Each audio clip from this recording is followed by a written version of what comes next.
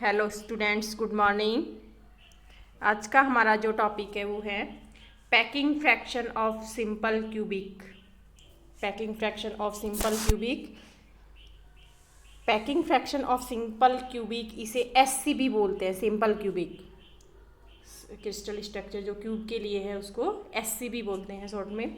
सरल घनीय एकक कोष्टिका का संकुलन गुणांक हमें ज्ञात करना है। इस वीडियो में बीएससी पार्ट थर्ड के paper third solid state physics के यूनिट फर्स्ट से हमने यह टॉपिक लिया है।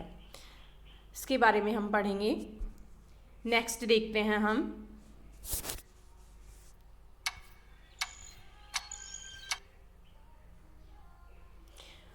कुछ कंटेंट्स हम यहाँ पर लेके चल रहे हैं कि packing fraction of simple cubic में हम क्या क्या पढ़ेंगे। यहाँ पर टॉपिक्स जो हैं हमारे वो हैं, देखते हैं।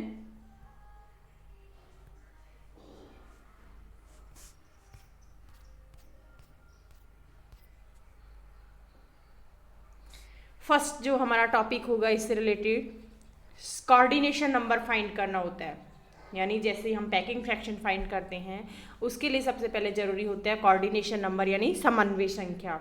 उसके बाद हम देखते हैं कि यूनिट सेल का जो वॉल्यूम है वो हमें फाइंड करना होता है।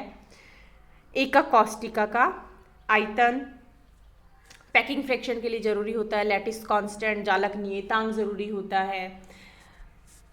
प्रति एकक कोष्टिका परमाणुओं की संख्या भी हमें इसमें कैलकुलेट करनी होती है पैकिंग फ्रैक्शन फाइंड करने के लिए।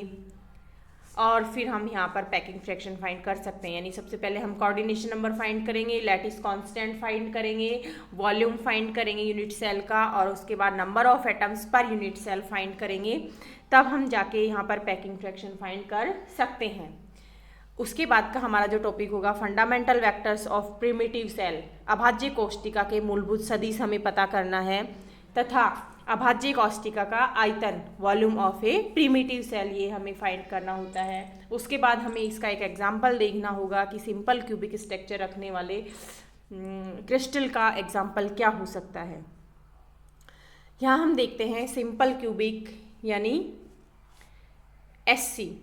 सिंपल क्यूबिक यानी एससी सरल घनीय क्रिस्टल में अवयवी आधार कण परस्पर स्पर्श करते हुए घनीय एकक कोष्टिका के कोनों पर चित्र 14.1 के अनुसार व्यवस्थित रहते हैं। ये हमारा 14.1 डायग्राम है जिसके हमने दो पार्ट लिए हैं। इससे हम देखते हैं यहाँ हम देख रहे हैं कि यहाँ जो एक घन की स्ट्रक्चर है यानी क्यूब की जो स्ट्रक्चर वो हम यहाँ देख रहे हैं। ये क्यूब बन गया है क्यूब। अब हम यहाँ देख रहे हैं कि दो जो होंगे हमारे पास में, यानी ये एक सर्किल है यानी क्रिस्टल अणु है उससे, और इस अणु से ये दोनों अणु हैं। लेकिन यहाँ पर हमने इन दोनों अणुओं का हाफ पार्ट कैलकुलेट किया है। यानी एक अणु की जो रेडियस है वो आर होगी तो दूसरे अणु की रेडियस भी आर होगी। यानी ये रेडियस प्लस ये रेडियस मिलकर यहाँ पर 2r या ए डिस्टेंस जो प्रिमिटिव सेल का जो हम वेक्टर फाइंड करते हैं यहाँ पर ए वेक्टर इक्वल में है 2r।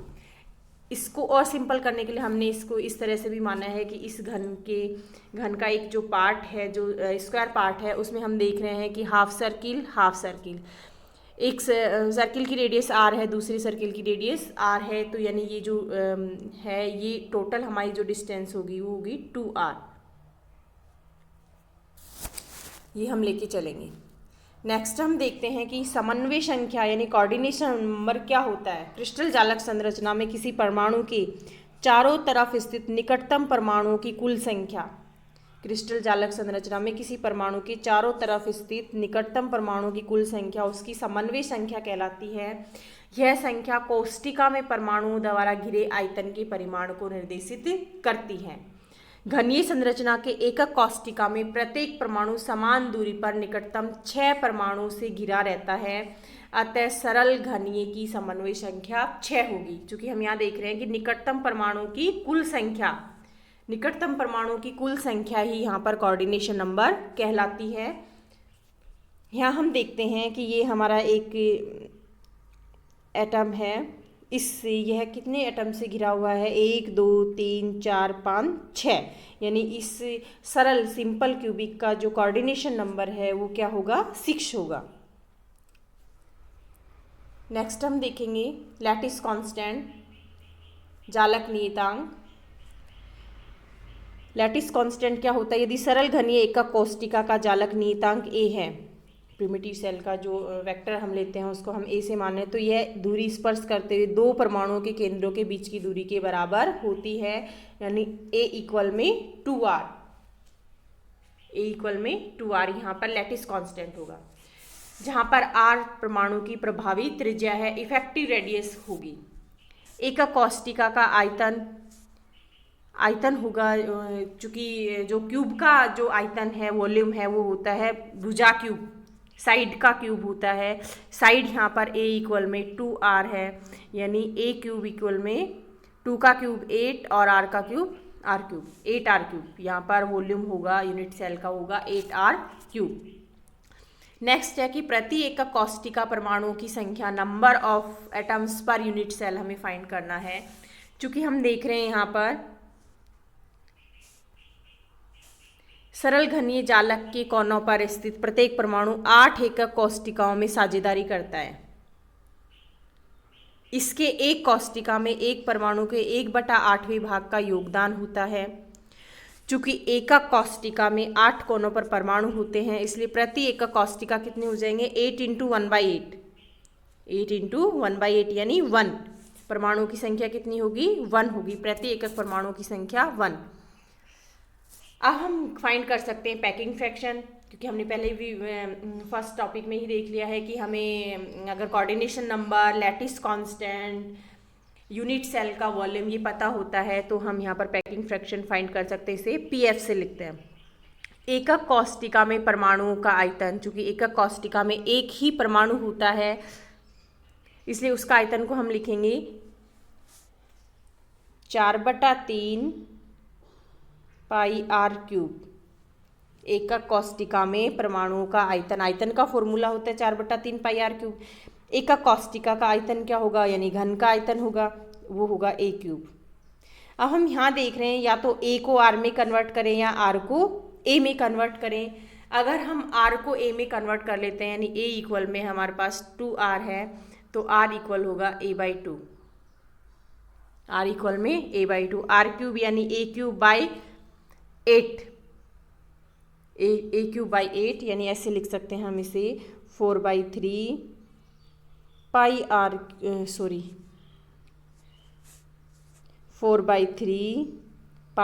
की जगह हमें रखना है a³/8 और अपॉन में a³।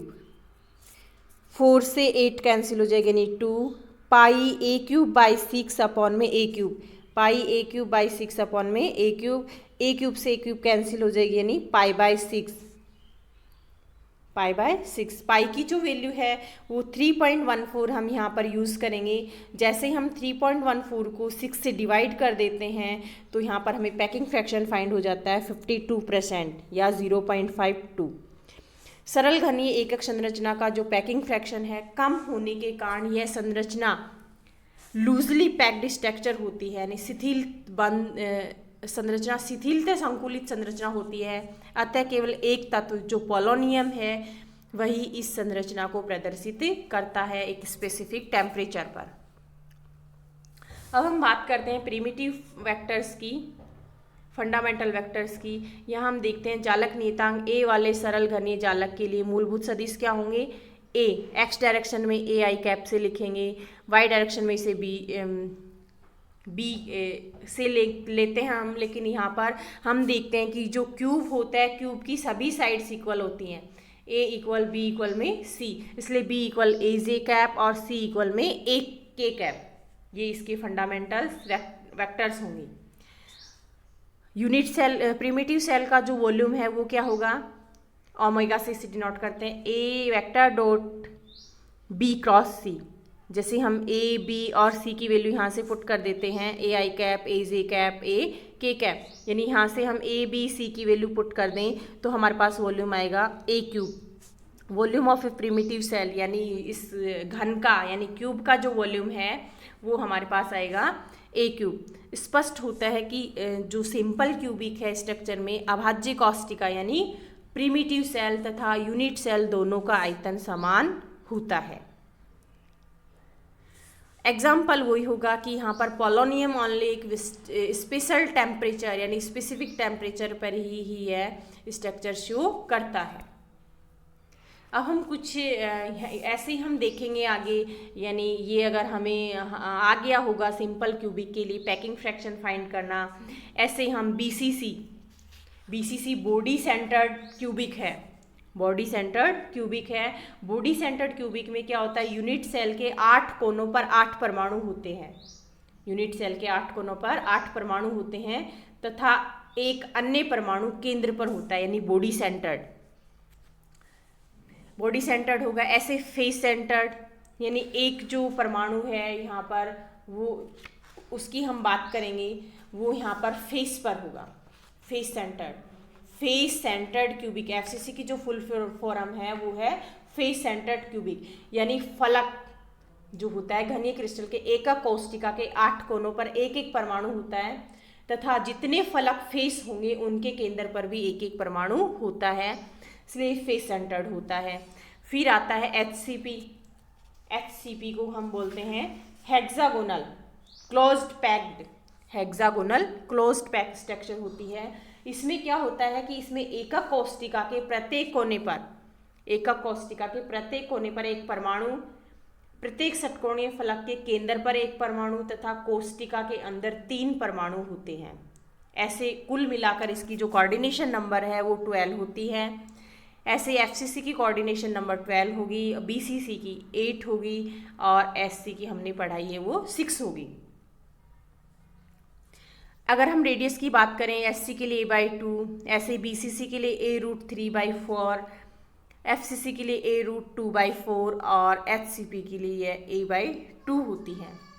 वॉल्यूम अगर हम फाइंड करना चाहें रेडियस को इस फॉर्मूले में 4/3 पाई आर क्यूब, यानी इस फॉर्मूले में आर सभी के लिए आर जो हमारे पास गिवन है, इन आर की वैल्यू अगर हम पुट कर देंगे तो यहाँ पर वॉल्यूम आ जाएगा हमारे पास में πa³/6 πa³√3/8 πa³√2/6 πa³। इसे अगर हम a³ से डिवाइड कर देते हैं तो हमारे पास में पैकिंग फ्रैक्शन फाइंड हो जाता है। चूँकि एससी के लिए हमने फाइंड किया 52, बीसीसी के लिए 62 होता है, एफसीसी के लिए 0.74 होता है और एचसीपी के लिए भी 74% होता है।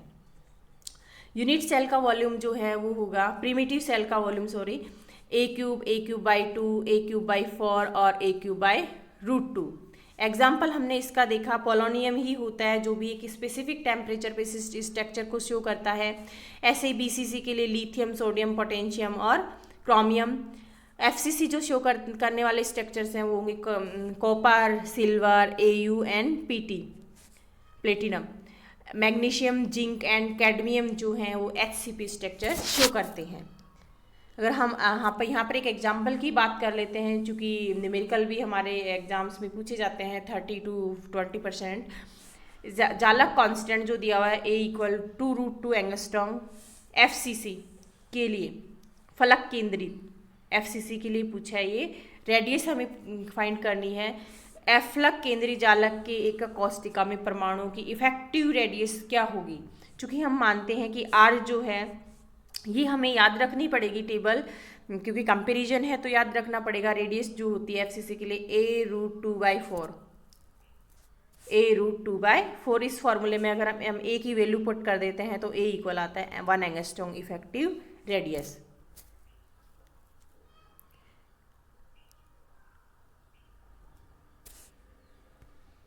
Thank you.